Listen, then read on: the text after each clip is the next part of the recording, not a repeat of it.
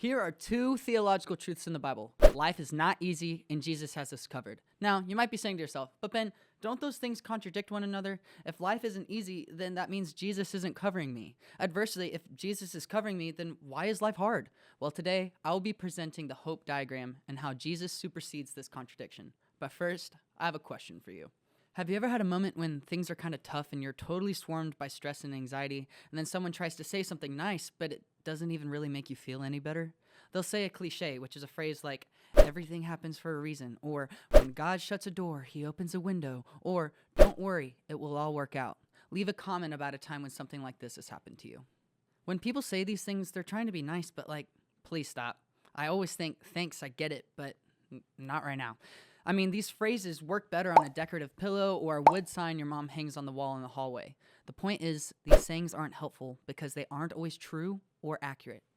In this video, I'm going to give you the 3-step framework to walking through hard times, and stick around to the very end because I'm going to issue you 3 easy next steps.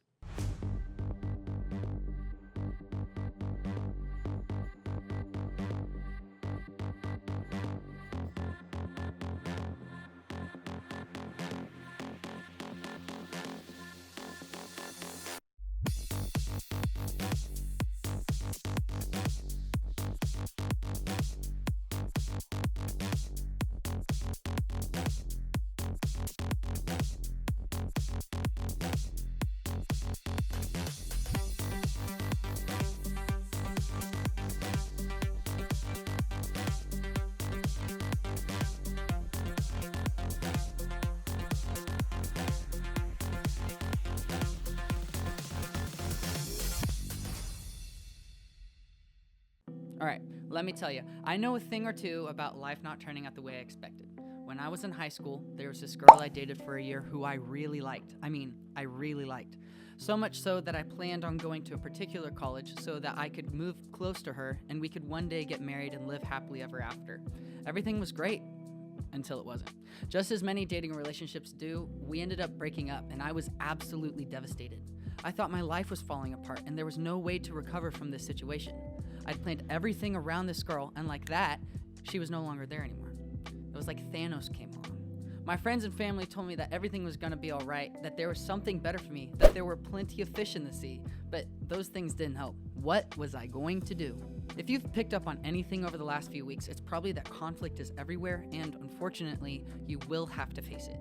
So what do we do when one or more of our relationships get wrecked by conflict and things more than likely won't get better? What if we tried to make things better and somehow we actually made things worse?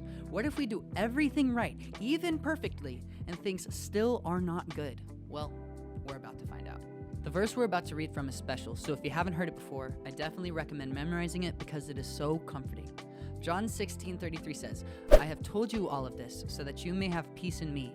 Here on earth you will have many trials and sorrows, but take heart because I have overcome the world.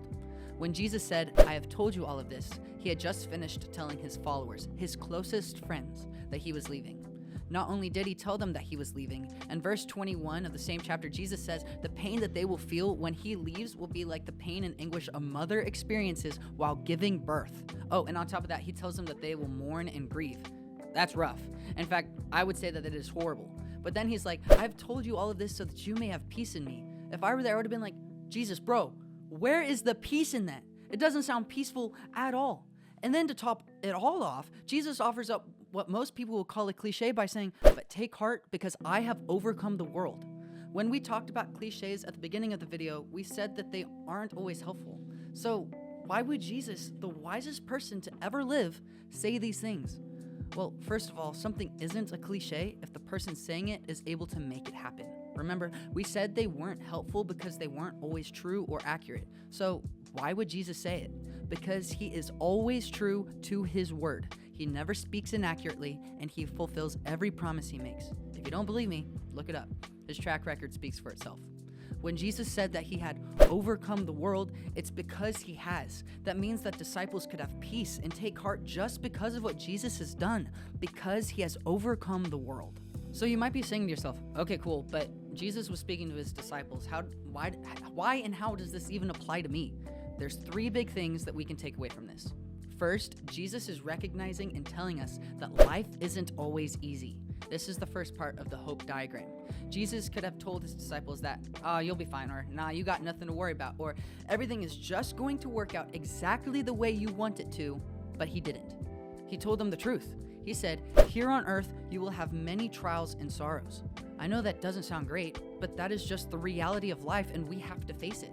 And right now, most of you probably don't have many things to worry about. Sure, there's school and sports and homework, but across the rest of your life, you will experience much, much, much harder things than you think you will have to. As somebody that just got married and is having to face all these different situations, I can tell you it's true. And Jesus is telling us the truth here, but thankfully, he didn't stop there. The second big thing in the next circle of the hope diagram is that Jesus has us covered. Jesus is the only one who can overcome the world's brokenness. Christ is the visible image of the invisible God. He existed before anything was created and is supreme over all creation. In this verse, Paul is telling the Colossians that Jesus can do everything and anything that he wants to. He is supreme, in charge of, greater than, the Lord of, sovereign, the highest ranking. Do you get my point? Like this video if you are grateful that Jesus is Lord over everything. If that is the case, and spoiler, it is, then Jesus' assurance is guaranteed. So when he says he wants to offer peace to those who are hurting, it means that he can and that he will. And that leads me to my third big point. God still works in hopeless situations. In the John 16:33 verse, Jesus tells the disciples that things are going to get difficult, but they had no idea how bad it was going to be. During Jesus' crucifixion, at noon, darkness fell across the whole land until 3 o'clock. At about 3 o'clock, Jesus called out with a loud voice, my God, why have you abandoned me?" If we want to truly understand what Jesus meant when he said, "Take heart because I have overcome the world," we need to establish and understand that Jesus knew what was ahead for him. He knew he would be on the cross. He knew he would be beaten and scorned and whipped and spat on and nailed and killed. He signed up for it. He wanted to be on that cross. But he also knew what would happen 3 days later. On the third day, an angel spoke to Mary and Mary Magdalene. "Don't be afraid," he said. "I know you were looking for Jesus who was crucified. He isn't here. He is risen from the dead, just as he said would happen. Come, see where he was lying." Jesus knew things would be made right. He knew he would rise from the grave and conquer death. He knew what would happen, but he also knew what it would take to get there. But we need to understand that this situation, to the disciples, his family, everyone that loved Jesus, had to have been absolutely hopeless. They would have felt dejected, brokenhearted, lonely, completely and entirely depressed. Except those are the moments when God shows himself to be everything he has promised to be. See, this is how Jesus supersedes the contradiction we talked about at the beginning of the video. Y'all know what a Venn diagram is. I'm sure you've seen it in class before. On one side, we see that life is not easy. And on the other, we see that Jesus covers us. In the middle is where we really end up. Just because life gets hard does not mean that Jesus isn't taking care of you. Most of the greatest stories of God's faithfulness come from times when things were at their worst. Stories like the Exodus from Egypt and Daniel in the lion's den are great biblical examples. But there are also more modern testimonies like Anne Frank during World War II, or just everyday examples. In these moments, God shows himself to be strong, kind, and loving. So if you ever find yourself in one of those moments where you feel hopeless, please remember you are not alone. You are never alone. So, what do we do when we're in a situation where there's conflict between us and a friend or your parents or someone else that's important to you? What do we do when all hope seems lost? The first thing that you can do is make a hopeless prayer list.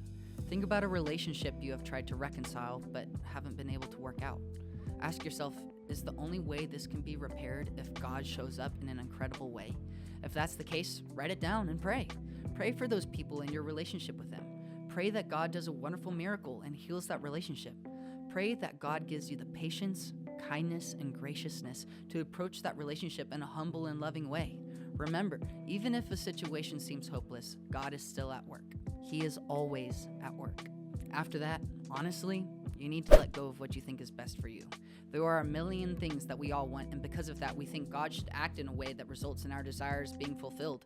I'm here to tell you that is just not how God works. Proverbs 16:9 says, "The heart of man plans his ways, but the Lord establishes his steps." This means that we can want what we want all we want, but at the end of the day, the Lord is going to decide on what's best for us. I'll give an example. I mentioned that girl I dated earlier on in the video. If I got what I wanted at the time, I would still be with that person. However, because God decided, not me, he ended up blessing me with another person who I'm now married to.